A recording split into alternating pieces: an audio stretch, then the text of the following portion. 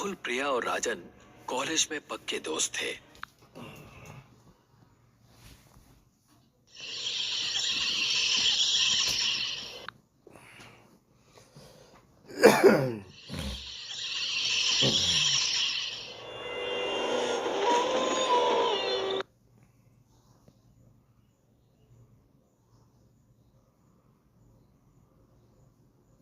Hello friends, आज मैं एक एप्लीकेशन के बारे में बताना चाहती हूँ जिसका नाम है 1xBet। दोस्तों, आपको पता है इसमें डिफरेंट गेम्स एंड स्पोर्ट्स पे बहुत लोग बैटिंग करके पैसा कमा रहे हैं। आप भी बैटिंग करके पैसा कमाना चाहते हो तो ये एप्लीकेशन आपके लिए है। दोस्तों, इसमें कभी कभी रिस्क फ्री बैट्स का ऑफर भी मिलता है जिसमें आप लोग 1500 दिनार तक का सेफली बैट कर सकते हो। जिसमें आप बैट हार भी गए तो 1500 का रिफंड मिलेगा। मेरे सब्सक्राइबर के लिए अच्छी ऑफर्स है कि आप अगर 10,000 रुपीज डिपॉजिट करते हो तो 130% तक का बोनस मिलेगा हमारे इस प्रोमो कोड को यूज करके। दोस्तों, ये ऐप FC बार्सिलोना एंड बड़ी बड़ी कंपनियों के साथ पार्टनरशिप में है। तो दोस्तों, जाओ डिस्क्रिप्शन में ऐप डाउनलोड करो और रजिस्टर करके खेलो और पैसा कमाओ। Thank you friends. आधी रात का समय था। तूफानी रात थी। बहुत जोरों की बारिश हो रही थी।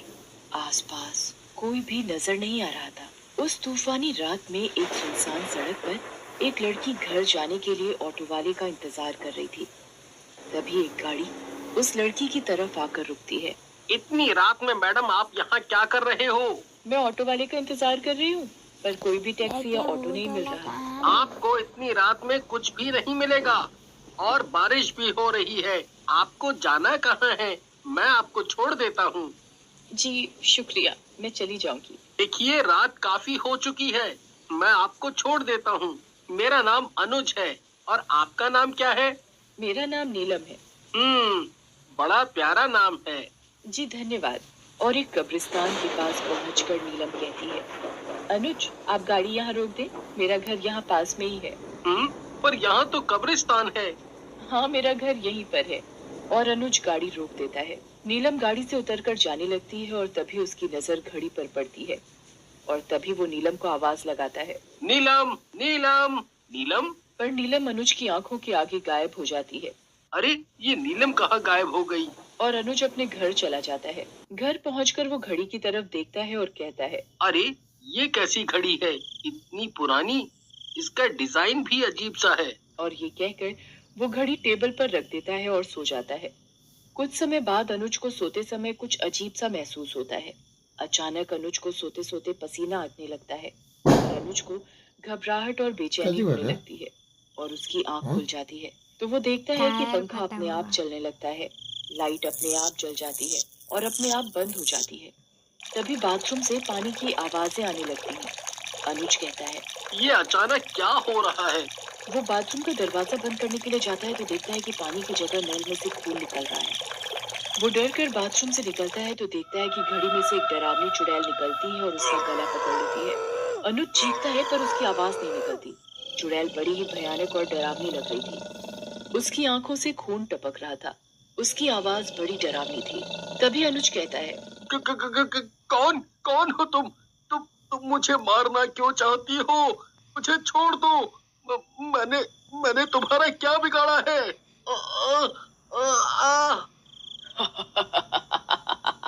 और अनुज का सिर दीवार में जोर जोर से पटकती है। अनुज के सिर से खून निकलने लगता है। चुड़ैल तब तक अनुज को नहीं छोड़ती जब तक उसकी मौत नहीं हो जाती। अनुज की मौत हो जाती है और घड़ी फिर टेबल पर होती है। और तभी अनुज की मौत की खबर सुनकर अनुज का दोस्त नवीन आता है। इतनी बेरहमी से किसने मारा? कौन मार सकता है? अनुज का तो किसी से कोई लड़ाई झगड़ा नहीं था और ना ही कोई दुश्मनी थी। फिर कौन ऐसा कर सकता है? कौन कर सकता है?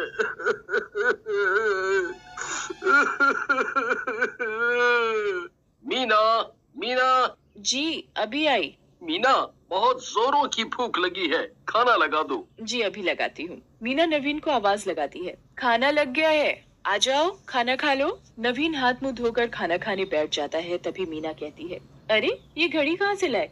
कितनी अजीब सी घड़ी है और मैंने आज तक इतनी गंदी घड़ी नहीं देखी। और ये कहकर मीना घड़ी को जोर से पटक कर टेबल पर रख देती है और किचन में बर्तन धोने चली जाती है। तभी अचानक मीना को कुछ अजीब सी आवाजें सुनाई देती हैं, जैसे कोई रो रहा हो। मीना सुनने की कोशिश करती है पर रोने की आवाजें बंद हो जाती हैं। फिर मीना अपने काम में लग जाती है। तभी रोने की आवाजें फिर सुनाई देने लगती है। अरे, ये आवाज तो घड़ी में से आ रही है। मीना घड़ी उठाती है। घड़ी में से खून निकल रहा होता है। अरे, ये घड़ी में से खून कैसे निकल रहा है? खून देखकर वो डर जाती है और उस घड़ी को फेंक देती है। तभी अचानक घड़ी में से चुड़ैल निकलती है। मीना चुड़ैल को देखकर घबरा जाती है। चुड़ैल, चुड़ैल आवाज लगाती है। क्या बोल रही थी? कितनी गंदी घड़ी है।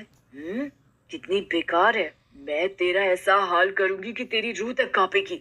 अरे, मैंने तुम्हारा क्या बिगाड़ा है? मुझे छोड़ दो प्लीज। तभी चुड़ैल गुस्से से आग बबूला हो जाती है और मीना का अपने नाखूनों से सारा मुंह खरोच देती है। उसके मुंह से खून खून निकलने लगता है। मीना चीखती रह जाती है पर उसकी आवाज नवीन तक नहीं पहुंच पाती। मैं तुझे मारकर और ताकतवर बन जाऊंगी। और अपने दोनों हाथों से मीना का गला दबा देती है और घड़ी टेबल पर रखी होती है। अगली सुबह।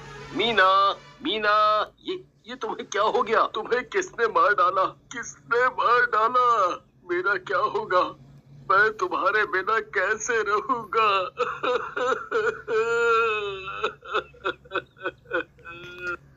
नवीन जोर जोर से रोने लगता है। मीना की मौत भी एक रहस्य बनकर रह जाती है।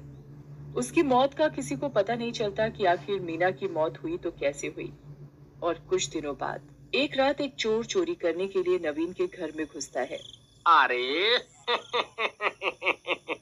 यहाँ तो काफी कीमती सामान रखा हुआ है। जो भी कीमती सामान है मैं उठाकर थैले में डाल लेता हूँ। इसके तो दाम भी बहुत अच्छे मिलेंगे। चोर सारा कीमती सामान थैले में डाल चुका होता है। तभी उसकी नजर टेबल पर रखी घड़ी पर पड़ती है। अरे, ये कैसी घड़ी है? ये तो बहुत पुरानी लगती है। इसके तो बहुत दाम भी मिलेंगे। मैं इसे बेचकर अमीर बन जाऊंगा और आराम से ऐश की जिंदगी जीऊंगा। मुझे चोरी भी नहीं करनी पड़ेगी और मेरी धर्मपत्नी भी खुश हो जाएगी। चोर नवीन के घर से सारा कीमती सामान और घड़ी चुरा कर निकल जाता है और घड़ी के साथ साथ चुड़ैल भी चोर के पीछे पीछे चलने लगती है। तभी रास्ते में उसे लगता है जैसे कोई उसका पीछा कर रहा हो। चोर पीछे मुड़कर देखता है, कोई नहीं होता। चोर जल्दी जल्दी चलने लगता है। तभी एक हाथ आकर उसकी गर्दन पर पड़ता है। अरे, कौन है भाई? पीछे देखता है, कोई नहीं होता। कौन परेशान कर रहा है? लगता है मुझे आज ज्यादा चढ़ गई है। तभी चोर बीड़ी पीने के लिए माचिस जलाता है। आग को देखकर चुड़ैल गायब हो जाती है। चोर भी अपने घर पहुंच चुका होता है और अपनी पत्नी को आवाज लगाता है। अरे चमेली, सुनती हो? देखो, आज बहुत ही तगड़ा माल हाथ लगा है। अरे वाह, अब तो हमें किसी चीज की परेशानी नहीं होगी और तुम्हें चोरी भी नहीं करनी पड़ेगी। चमेली कीमती सामान देखकर बड़ी खुश होती है। अरे, ये कैसी घड़ी है? आय हाय, कितनी पुरानी घड़ी है। इसे क्यों उठा लाए? इसका तो दाम भी नहीं मिलेगा। अरे, तुझे क्या पता, बाजार में पुराने सामान की बहुत कीमत मिलती है। अब तू ये सब छोड़ और खाना लगा दे। आज तो खाना भी स्वाद लग रहा है। लगता है खुशी के मारे कुछ ज्यादा ही खा लिया। मैं तो चला सोने। आज चैन की नींद सोऊंगा। हाँ हाँ, सो जाओ, मुझे तो अभी रसोई का काम निपटाना है। और चमेली रसोई में बर्तन धोने लगती है। तभी पीछे से चुड़ैल चमेली की चोटी पकड़ कर खींचती है। अरे, क्या हुआ? मेरी चोटी क्यों खींच रहे हो? पर कोई नहीं बोलता। अब क्या तुम्हारे मुंह में दही जम गई है? काम करने दो, बहुत काम पड़ा है और तुम्हें मजाक सूझ रहा है। पर कोई आवाज नहीं आती। चमेली पीछे मुड़कर देखती है तो उसके होश उड़ जाते हैं। एक भयानक चुड़ैल उसके पीछे खड़ी है। एक हाथ निकलकर चमेली की गर्दन पकड़ लेती है। क्या बोल रही थी? मैं कितनी पुरानी खड़ी हूँ और बेकार भी, मेरे कोई दाम भी नहीं देगा। चमेली का गला और जोर से घोटने लगती है। तुम कौन हो? मुझे छोड़ दो, मुझे मत मारो। छोड़ दूं? नहीं, कभी नहीं, मैं तुझे मार डालूंगी। जैसे चुड़ैल चमेली का सिर दीवार में मारती है तो चमेली का हाथ लालटेन पर लग जाता है और आग निकलने लगती है। आग देखकर चुड़ैल गायब हो जाती है। अजी, सुनते हो? अरे, मुझे चुड़ैल से बचाओ, ये चुड़ैल मुझे मार डालेगी। अरे भगवान, क्या हुआ? क्यों चिल्ला रही हो? जैसे कोई चुड़ैल देख ली हो। हाँ हाँ, चुड़ैल ही है। और चमेली अपने पति को सारा वाकया बताती है और कहती है, कल ही हम तांत्रिक बाबा के पास चलेंगे। मैं एक पहुंचे हुए बाबा को जानती हूँ, वो ही हमें इस चुड़ैल से पीछा छुड़ा सकते हैं। अगले दिन तांत्रिक बाबा के पास पहुंचकर, बाबा हमें बचाओ, इस घड़ी में चुड़ैल है, ये तो हमारी जान के पीछे हाथ धोकर पड़ी है।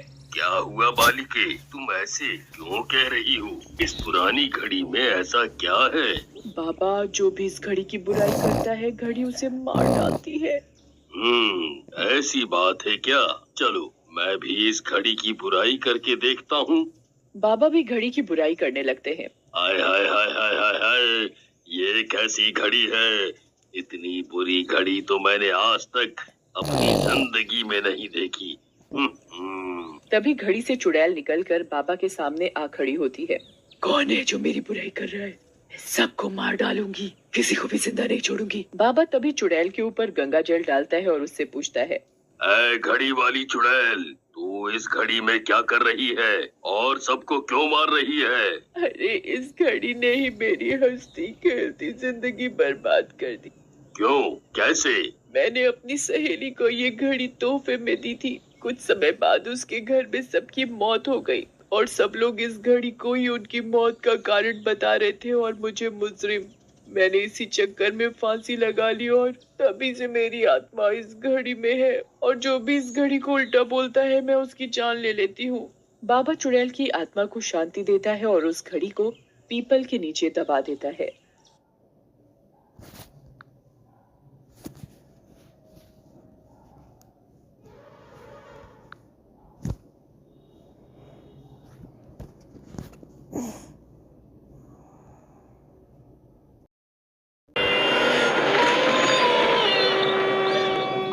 राहुल, प्रिया और राजन कॉलेज में पक्के दोस्त थे। वो तीनों एक डॉक्यूमेंट्री मूवी बनाने के बारे में सोच रहे थे। वो वर्ल्ड के टॉप डायरेक्टर बनना चाहते थे। रात के 10 बज रहे थे। वो तीनों इस वक्त शिमला में घूमने आए हुए थे और होटल के कमरे में इसी बात को लेकर डिस्कस कर रहे थे। समझ में नहीं आता यार कि आखिर हम किस कॉन्सेप्ट पर डॉक्यूमेंट्री मूवीज बनाएं। अरे यार, बहुत सारे कॉन्सेप्ट हैं, किसी भी कॉन्सेप्ट को सेलेक्ट कर लेते हैं। हमें तो बस एक